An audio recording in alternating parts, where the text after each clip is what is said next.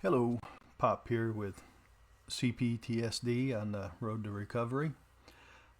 We're in episode 11, and today I want to talk about uh, CPTSD being a neurological disorder. Um, it literally affects your nervous system at the core if you have CPTSD, and this is something that occurs due to abuse and neglect from childhood. Uh, the abuse and neglect have literally shaped the brain of the individual who has complex PTSD. Um, Complex PTSD actually alters the brain by changing its structure and function. And think about that. Literally changes the brain in its structure, in other words, how the brain is put together, and how it functions. And it affects particularly the amygdala, the hippocampus, the prefrontal cortex. These parts of the brain are seriously affected by complex PTSD, and it comes from abuse and neglect as an infant all the way up through. The amygdala becomes overactive, and it leads to chronic anxiety and hypervigilance, while the hippocampus shrinks.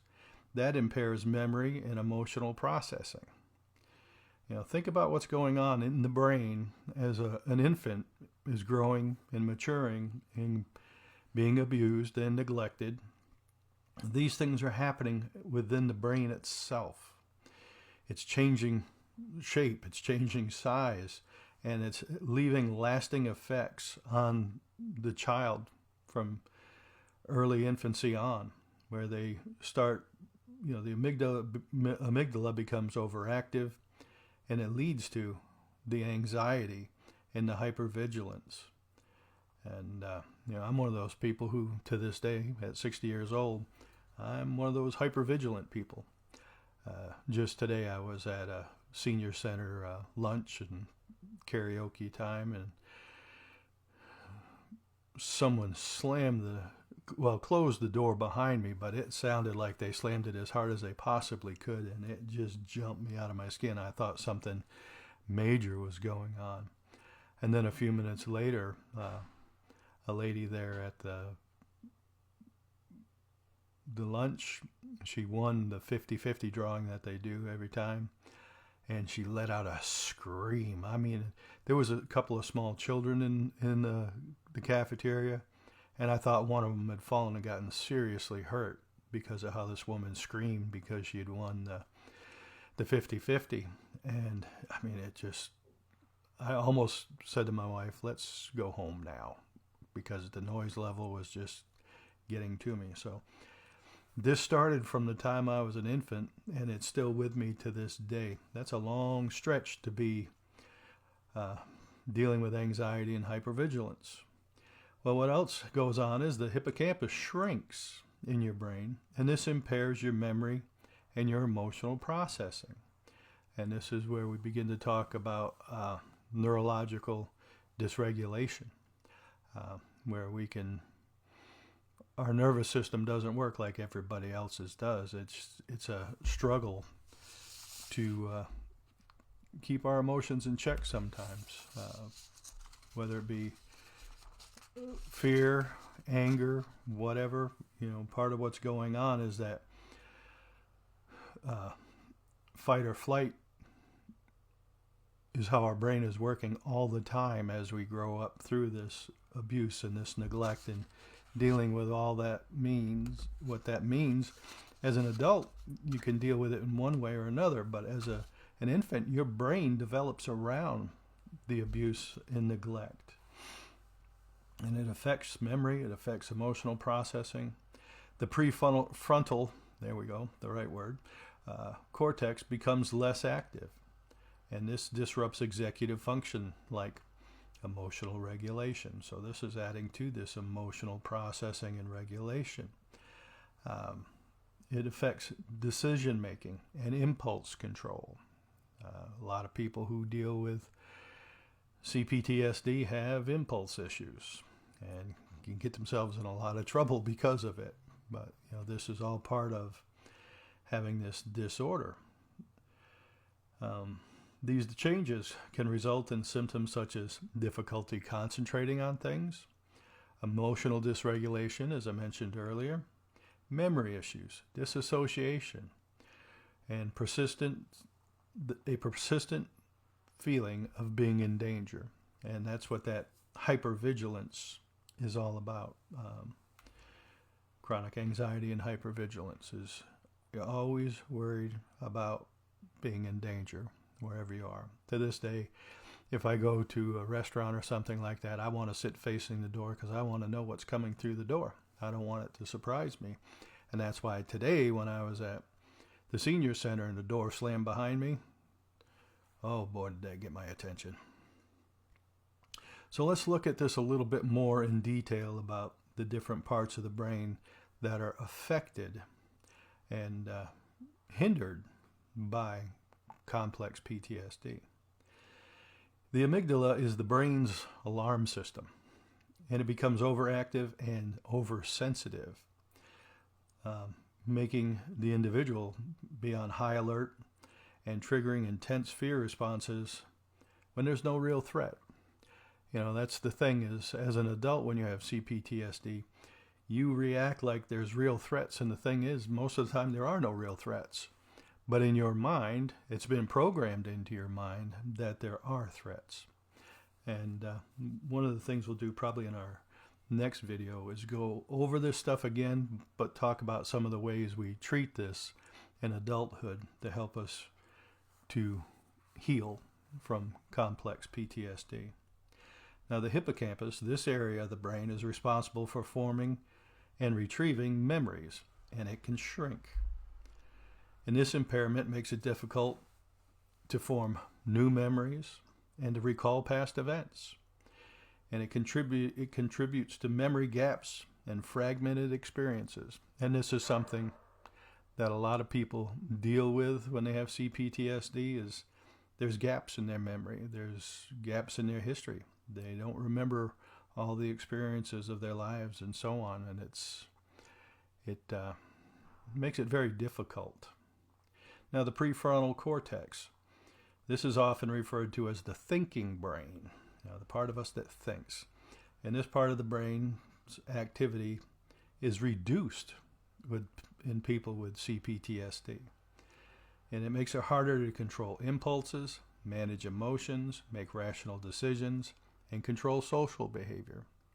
One thing you'll find with most people who are dealing with CPTSD is we feel very socially awkward. We just don't like meeting new people, going into crowds and things like that because we're not sure how to act. And we may act in ways that people would find rather odd or strange. So these changes in the brain manifest as symptoms in your body. Emotional dysregulation. That's an overactive amygdala and underactive prefrontal cortex, and it can lead to intense emotional responses, irritability, and difficulty calming down. I know when I'm having a problem with emotional dysregulation, I can be very irritable, I can get very angry, and I have a real hard time reining myself in when it gets too intense. And I'm sure some of you dealing with this deal with the same thing. Our memory and concentration problems, the hippocampal changes and disassociation can cause these memory gaps that we talked about, fragmented memories, difficulty concentrating. This is one of the reasons when people who do have complex PTSD, they get diagnosed with all kinds of other things, usually before they come to this diagnosis, because some of the symptoms mimic depression, they mimic bipolar issues. I'm trying to think of some of them, but we'll get in more detail in our next video on this subject. Hypervigilance. That's the overactive amygdala, and it keeps the brain in a state of high alert, and it leads to constant scanning for threats and being easily startled, like I shared with you earlier in this video. It's not a fun way to live. I tell people these days that, I've been stuck in the fight or flight mode all my life, and it's getting tiresome to feel that way. There's no complete relaxation because you're always scanning the area, scanning the room, scanning the road, wherever you are. When you're hypervigilant, you're constantly looking for the threats that might be out there, even though there probably are none. Your mind just doesn't see the world that way. It sees it as being full of threats. And so you're constantly on the lookout for that. Executive function difficulties is one of the symptoms that we deal with as well. That's the impaired prefrontal cortex function, and it can result in poor decision making, difficulties with planning, and challenges in controlling impulsive behavior. And here again, when you think of decision making and impulsive behaviors and all this kind of stuff, people with CPTSD can make some really bad life choices and continue to make them because their brain just isn't functioning as well as it should because of the abuse and neglect of childhood up through adulthood. Disassociation, another one of the big symptoms. And this is dampened neural circuits that integrate cognitive and emotional aspects of our memory, and it can lead to a disassociation, a feeling of disconnection from oneself and one's surrounding. That's not a good way to live, not a fun way to live. If you disconnect from yourself and from the environment around you, you're just not connected. This is a serious symptom, and it has far-reaching effects on the individual and those in their lives as well. So these are the things I wanted to share in this episode. Learning about the fact that CPTSD is a neurological disorder. It's not a mental illness.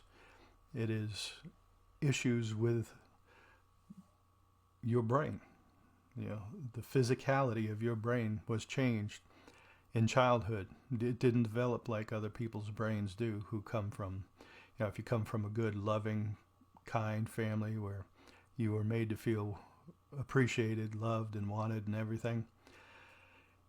People like that who grow up in that kind of environment don't deal with the stuff that people who were abused or neglected deal with. And the fact that their brain is, the structure of their brain and the function of their brain is changed by the abuse and the neglect of the adults in their lives. And it can take a long time before people realize what's actually going on with themselves. And that's why I share these videos in my channel, to help people see what this is all about and help them to find out whether or not this is what's affecting them. And hopefully, if you get something from these videos, I would encourage you to watch more of them. I would encourage you to like and share the videos, share my YouTube channel, share my Facebook page, because these videos go up on both. And my goal is to reach as many people who are dealing with CPTSD, to reach them and help them to know that there is hope for change and growth and freedom. Well, that's what I wanted to share this week. Lord willing, we'll be back together again next week. God bless and take care.